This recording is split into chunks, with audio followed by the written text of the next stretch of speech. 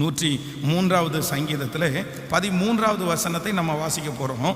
சேர்ந்து வாசிக்கலாம். 103வது சங்கீதத்தில் நம்ம 13வது வசனத்தை எல்லாரும் சேர்ந்து வாசிக்கலாமா? தகப்பன் தன் பிள்ளைக்கு இறங்குறது போல கர்த்தர் தமக்கு பயந்தவர்களுக்கு இறங்குகிறார். கர்த்தருடைய பிள்ளைகளே, இந்த இடத்துல ரொம்ப அழகான ஒரு வாக்கு தத்துவம் நமக்கு சொல்லப்படுகிறது. சங்கீதக்காரனாகிய தாவீது என்ன சொல்றாருன்னா, தகப்பன் தன் பிள்ளைக்கு இறங்குகிறது போல கர்த்தர் தமக்கு பயந்தவர்களுக்கு இறங்குகிறார். இன்னொரு விஷயம் கூட எல்லாரும் சேர்ந்து சொல்லலாமா? தகப்பன் தன் பிள்ளைக்கு இறங்குகிறது போல கர்த்தர் தமக்கு பயந்தவர்களுக்கு இறங்குகிறார். அப்படின்னா நம்முடைய ஆண்டவர் யார் அப்படின்னு சொன்னா, வேதத்திலே அநேக இடத்துல ஆண்டவர் தன்னை தகப்பனாக ஆண்டவர் காண்பிக்கிறார். சில இடங்களிலே ஆண்டவர் தாயாக ஆண்டவர் காண்பிக்கிறார். ஒரு தாய் தன் பிள்ளையை தேற்றுவது போல நான் உங்களை தேற்றுவேன் அப்படின்னு சொல்றாரு. இன்னொரு இடத்துல ஒரு தகப்பன் ஒரு பிள்ளையை சுமந்து கொண்டு போவது போல நான் உங்களை சுமந்து கொண்டு போகிறேன். அப்போ சில இடங்களிலே ஆண்டவர் தன்னை நண்பனாக கர்த்தர் காண்பிக்கிறார். சில இடங்களிலே ஆண்டவர் தன்னை மூத்த சகோதரனாய் காண்பிக்கிறார். அப்படின்னா இதுக்கெல்லாம் அர்த்தம் என்ன அப்படின்னா, உங்களுடைய வாழ்க்கையிலே எந்தெந்த உறவுகள் எல்லாம் உங்களுக்கு இல்லையோ, எந்தெந்த உறவுகள் எல்லாம் உங்களை ஏமாற்றுகிறார்களோ, அந்த உறவுல எல்லாம் யார் இருப்பான்னா கர்த்தர் இருக்கிறார். கர்த்தர் இருக்கிறார். கணவனை இழந்த ஒரு மனைவிக்கு கர்த்தர் எப்படி இருக்கிறார்னா, நானே உன் நாயகன் அப்படின்னு ஆண்டவர் சொல்றாரு. தகப்பனை இழந்த ஒரு பிள்ளைக்கு ஆண்டவர் சொல்றாரு, நானே உன் தகப்பன் அப்படின்னு சொல்றாரு. தாயை இழந்த ஒரு பிள்ளைக்கு ஆண்டவர் சொல்றாரு, நானே தாய் அப்படின்னு சொல்றாரு. என் கூட பிறந்த சகோதரங்க யாருமே இல்லையே, எல்லாருக்கும் சகோதரங்க இருக்காங்களே, எனக்கு மட்டும் சகோதரங்க இல்லையேன்றவங்களுக்கு ஆண்டவர் நல்ல ஒரு சகோதரனாய் இருக்கிறார். ஆனா பல இடங்களிலே இந்த தகப்பன் தாய் அப்படின்றத ஆண்டவர் இண்டிகேட் பண்ணிட்டே இருக்கிறாரு. நான் உனக்கு அப்பா, நான் உனக்கு அம்மா, நான் உனக்கு அப்பா அப்படின்னு சொல்லிட்டே இருக்கிறாரு. ஏன் அப்படின்னா இந்த உலகத்துல ரொம்ப பெரிய அன்பு. சிலருடைய தகப்பனும் தாயும் ஒருவேளை அப்படிப்பட்ட சூழ்நிலையில அமையாம இருக்கலாம். ஆனா மோஸ்ட்லி 90% ஜனங்களுடைய அம்மா அப்பா எப்படிதான் இருக்காங்கன்னா, தன்னுடைய பிள்ளைகளுக்காகத்தான் வாழ்றவங்களா இருக்காங்க.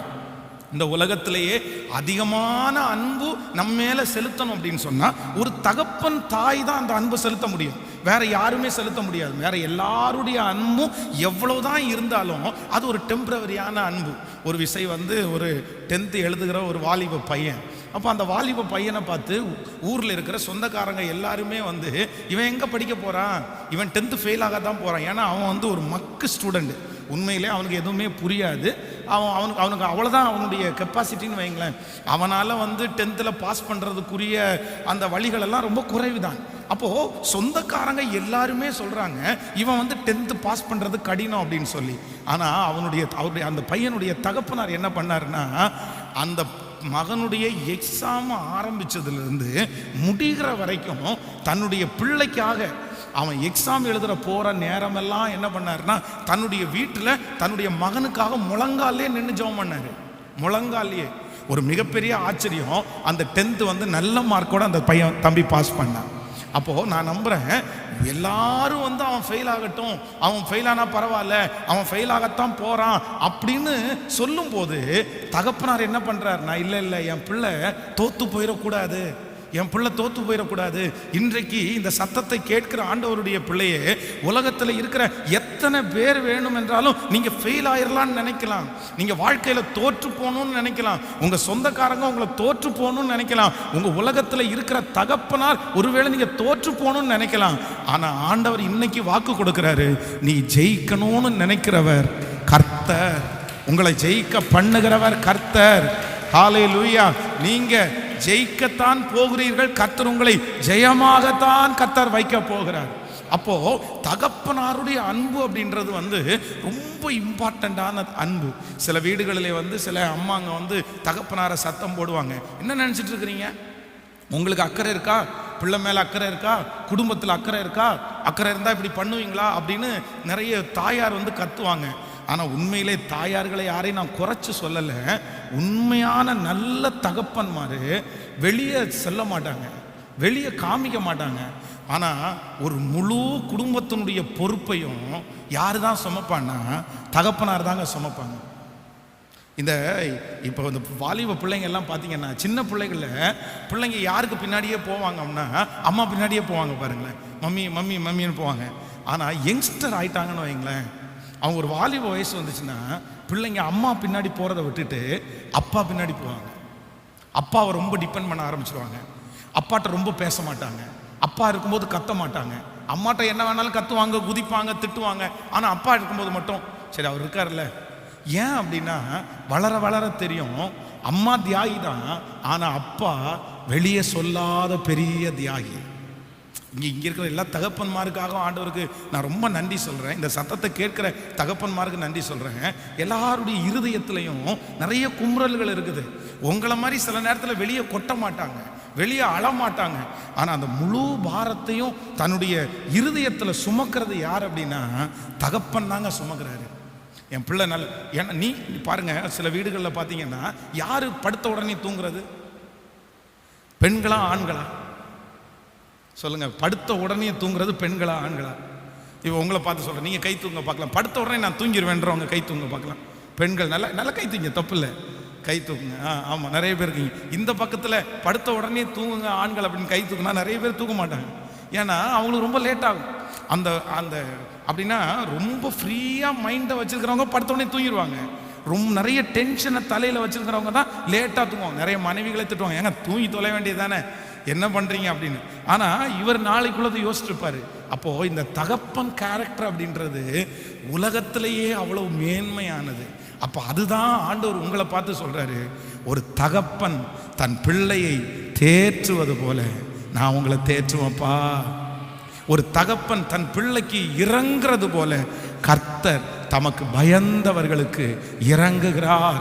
இன்றைக்கு ஒருவேளை இந்த சத்தத்தை கேட்கிற அன்பு ஆண்டவருடைய பிள்ளையே, உங்க வாழ்க்கையிலே உங்க அப்பா உங்களுக்கு பெரிய இரக்கம் பாராட்டி இருக்கலாம். எங்க அப்பா மாதிரி யாருமே வர முடியாது பாஸ்டர், எங்க அப்பாவுடைய இரக்கம் ரொம்ப பெரிய இரக்கம். நான் நம்புறேன், இல்லை உங்க அப்பாவும் உள்ளதான். ஏசப்பா அதை விட மேலானவரா இருந்து சொல்றாரு, உங்க அப்பாவை மாதிரி நானும் உனக்கு இறங்குவேன்.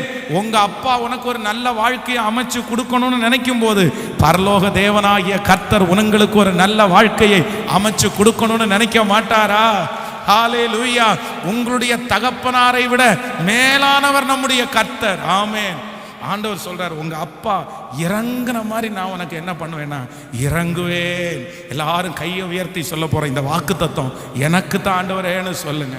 தகப்பனே இல்லாம வெளியூர்ல இருக்கிற உன் பிள்ளைக்கு கர்த்தர் இன்னைக்கு இறங்க போகிறார். தகப்பன் இல்லாத பிள்ளைகளுக்கு இறங்க போறாரு. எங்க அப்பா என் கூட இல்லையே, எங்க அப்பா என்ன தட்டி கொடுக்கலையே, ஓ எங்க அப்பாவுக்கு ஒண்ணுமே முடியலையே, ஆனால் பரலோக தகப்பனாகிய கர்த்தர் சொல்லுகிறார், நான் உனக்கு இறங்குவேன். சொல்லுங்க கையை உயர்த்தி, அப்பா இந்த வாக்கு தத்துவம் எனக்கு தான். ஆமென். அவருடைய இரக்கம் எல்லாத்தையும் கொண்டு சேர்க்கும். அவருடைய இரக்கம் ஃபர்ஸ்ட் உங்களுக்கு தான் சொல்லும். அவருடைய இரக்கம் எதிரியினுடைய கண்ணுக்கு உங்களை அழகா மறைக்கும். ஆமென் சொல்லுங்க.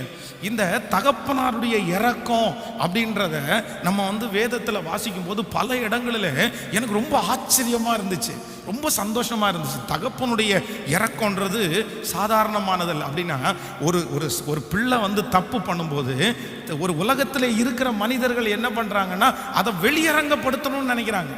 அது வெளியா அவனை தப்பானவனா காமிக்கணும்னு நினைக்கிறாங்க. நீங்க லூக்கா எழுதின சுவிசேஷம் 15ஆம் அதிகாரத்திலே நீங்கள் வாசிப்பீர்களே ஆனால், இந்த 15ஆம் அதிகாரத்தில் நீங்கள் வாசிக்கும் போது வேதம் சொல்லுது, ஒரு தகப்பன் இருந்தார், அந்த தகப்பனுக்கு 2 குமாரர்கள் இருக்கிறார்கள். அப்போ நான் அதுல வாசிக்கும் போது நான் என்ன கண்டுபிடிச்சேன்னா, அங்கே தன்னுடைய தகப்பன் தன்னுடைய பிள்ளைக்கு அவர் இறங்குறாரு. எப்படி இறங்குறாரு அப்படின்னா, உலகத்திலே இருக்கிறவங்க எல்லாருமே அவனை தப்பானவனா காமிக்கணும்ன்றதுல ரொம்ப வைராக்கியமா இருக்கிறாங்க. இன்னும் சொல்ல போனா அவனுடைய கூட பிறந்த சகோதரன் அங்க அவங்க பப்ளிக்கா என்ன சொல்றான் அப்படின்னா, என்ன பண்ணிட்டு இருக்கிறீங்க நீங்க, என்ன நடந்துட்டு இருக்குது, உங்க பையன் யாருன்னு தெரியுமா, வேசிகளிடத்தில் தன் ஆஸ்தியை அழித்து போட்ட உங்க பையன். அப்படின்னா அவன் நல்லவனே கிடையாது, அவன் கெட்டவன். உங்க பணத்தை எடுத்துட்டு போனா, உங்க பணத்தை செலவு பண்ணா, உங்க பணத்தை அசுத்தமான இடத்துல செலவு பண்ணா, நீங்க போய் அவனை எப்படி நினைக்கிறீங்க? ஆனா வேதம் சொல்லுது, உலகத்தில் இருக்கிற எல்லாருடைய பார்வைக்கும் தன்னுடைய பையனை கெட்டவனா அல்ல நல்லவனா காமிக்கணும்னு அவங்க அப்பா ரொம்ப முயற்சி எடுக்கிறாரு. ஆமேன்னு சொல்லுங்கள்.